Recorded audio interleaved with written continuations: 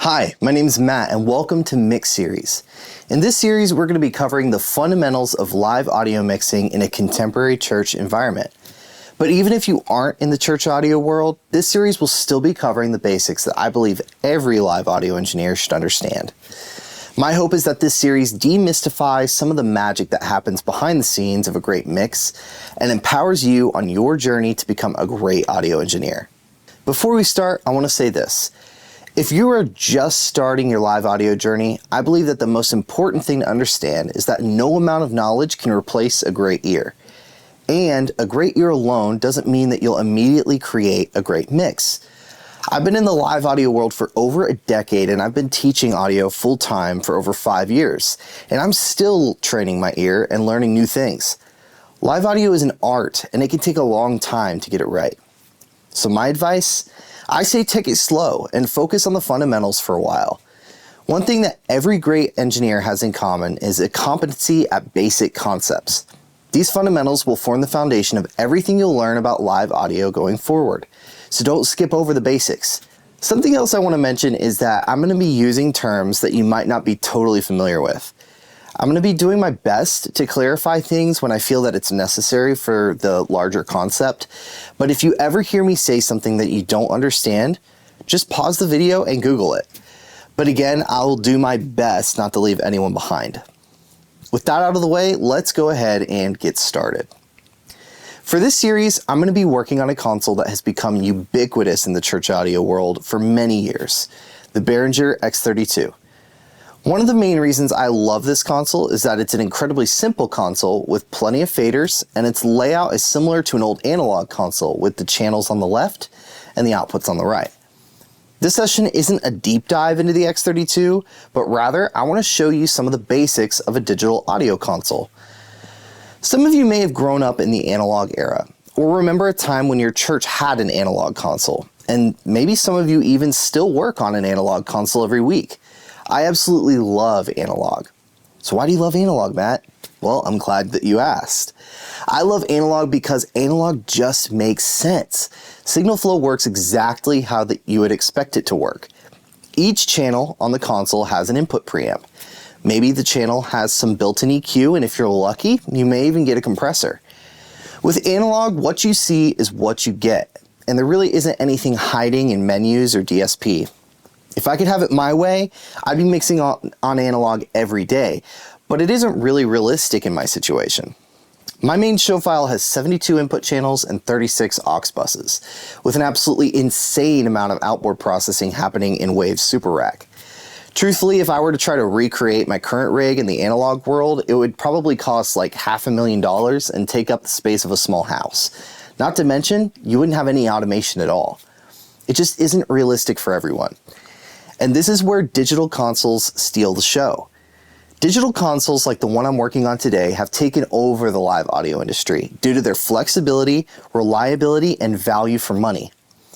Let's talk about how digital consoles work and what makes them so great.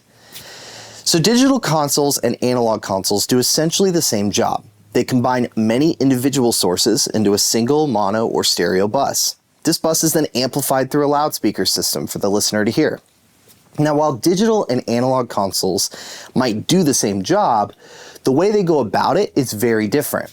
Analog consoles operate off of physical connections or signal flow inside the console. When a mic is plugged into the preamp, that signal is amplified to line level, and then it's passed through a bunch of electrical components that color and route the audio in different ways. There's a number of benefits and drawbacks to this, but the main drawback is that there's no real way to make the console smaller than the amount of input channels or mix buses that you have. If you've ever seen an old analog console, you'll understand what I mean when I say they can get really big. Another drawback is that analog consoles typically have very limited onboard processing capabilities. Usually they're limited to a 3 or 4 band EQ and maybe a compressor if you're lucky. For any processing beyond these basics, you have to send the audio out through a physical insert point on the channel, run it through expensive outboard gear, and then flip it back into the insert point. This is, of course, assuming that the console even has insert points on the channels. Digital consoles don't need all that signal flow, so the console can be much smaller and more capable at the same time. Another drawback to analog is that there's no way to save a show file, as there's not really a show file. It just kind of is how you left it, and you better pray that nobody messed with it during the week. Now, there's some semi-analog consoles out there that kind of solve this problem, so don't bully me in the comments, but these aren't really that common, and truthfully, they're not what most of us would be using if digital consoles didn't exist. Now, for me, the biggest drawback to analog consoles is the need for all those physical connections that I mentioned earlier. Let's set a scene for a moment. You're the front of house audio engineer for a rock band with 24 channels of audio coming from the stage. Now, it's a pretty basic show, but it's a full band with a drum kit, 4 vocalists, a bassist, 2 electrics, and a keyboard player. So how would you get all those lines from the stage and into your console to be mixed? Well, this would be accomplished through one or probably multiple analog snakes. A snake is just a bunch of cables that have been loomed together for convenience. So 24 XLR lines would be bundled into a large loom of cables that would run all the way from the stage to your front of house console. Now, that's a lot of cable, and for a larger venue, you might need a snake that can run hundreds of feet, and that's only for 24 channels. Now, introducing the remote stage box or digital snake. This box functions just like an old analog snake in that it transports audio to front of house, but it does it in a very different way. You see, digital consoles don't leave your analog signal in the analog domain. Instead, just after each input preamp, there's a component called an AD converter, or analog to digital converter. This device receives the analog signal and converts it into the digital domain, or ones and zeros. Converting these analog signals into digital allows our transportation method to get really efficient. So all we need to do is connect our console to the remote stage box via a Cat5 cable, and we have a much more flexible solution for moving audio around. This same Cat5 cable also allows the console to control the preamps on the remote stage box, essentially allowing the stage box to become an extension of the console itself. Now, there's many different digital audio protocols that use different means of transmission. The X32 uses a proprietary protocol called AES-50, but other protocols include my personal favorite, Maddie, and the new kid on the block, Dante. But let's get back to our console for a minute. So now we understand that converting the signal to digital before we process it allows us to move the signal around more efficiently. But what other benefits does this allow for? Well, like I mentioned before, all those connections in an analog console add up, and even a 24-channel console can be very large. Digital consoles don't have this problem, because the audio doesn't have to move around in the same linear way through the console. It makes the whole process a lot more efficient. As you can see, this X32 is relatively compact compared to an analog board. Digital consoles are essentially just really fast computers that are specifically designed to process digital audio quickly and efficiently. Due to the fact that routing audio isn't achieved by physical connections, most digital audio consoles allow an incredible amount of flexibility when it comes to the physical I/O, or inputs and outputs, on the console and remote stage boxes. This is where some people tend to get a little confused with digital consoles, as unlike analog consoles, what you see isn't always what you get. Let me show you what I mean. On the back of the console, you'll see 32 inputs.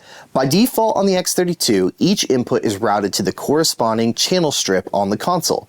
So input 1 would be routed to channel 1. But since we're in the digital domain, there's no reason that this has to be this way. Let's say, for example, you're working a festival that has 2 remote stage boxes and a few wireless mics patched directly into the front of house inputs. One stage box is being used by the band that's currently on stage, and the other is being patched for the next band while the current artist is on stage.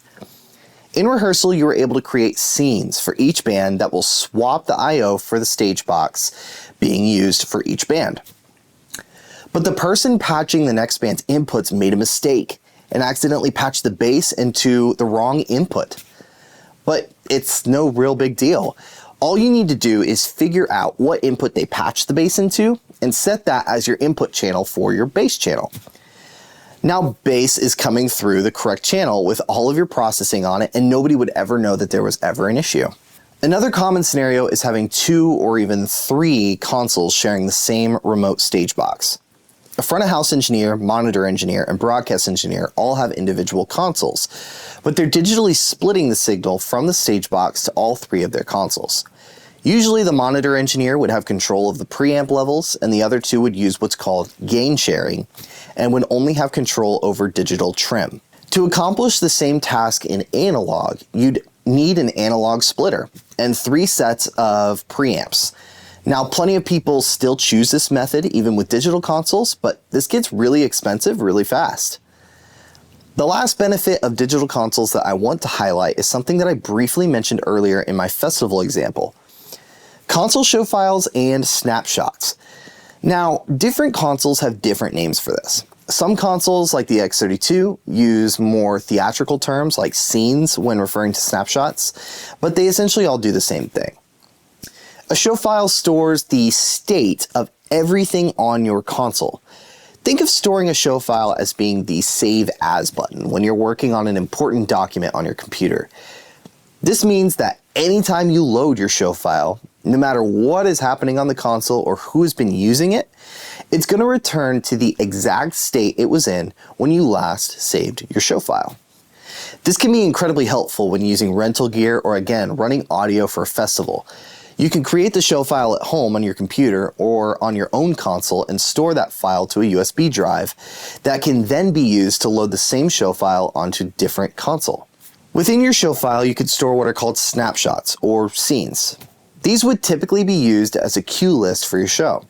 Personally, I create a snapshot for each song that we're playing, but a lot of engineers will go a lot further than that and actually program every part of each song and even automate these snapshots through QLab or Ableton Live. With snapshots, it takes a lot of the pressure off of you in the moment. So you could program fader, pan, tap tempo, and really anything else you want to a snapshot that can be recalled with the push of a button. Digital consoles have come a long way since when they first came out, and today we get to take advantage of all of these amazing features even on a value console like this X32. And make no mistake, analog has its place. In studio environments, analog is still highly sought after due to the character and saturation that analog can add to your signal chain. If you've ever gotten to use an analog console in a studio, you know what I'm talking about. There's just something special that analog can give your recording. That extra 10% that really can't be fully recreated with a digital signal chain. But the flexibility and convenience of digital in the live audio world is equally as important as the special sauce that analog has in the studio. In the next video, we're going to take a deep dive into routing and setting preamp gain on your console, so don't go anywhere.